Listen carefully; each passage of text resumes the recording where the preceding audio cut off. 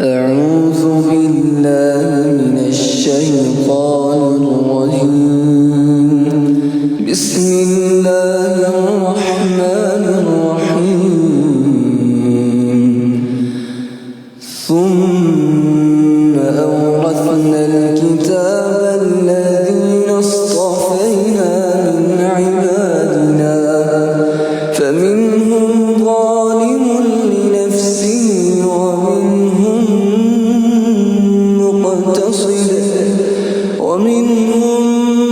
مقتصد ومنهم سابق بالخيرات بإذن الله.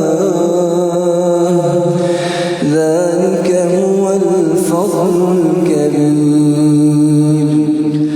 جنات عدن يدخلونها يحلون فيها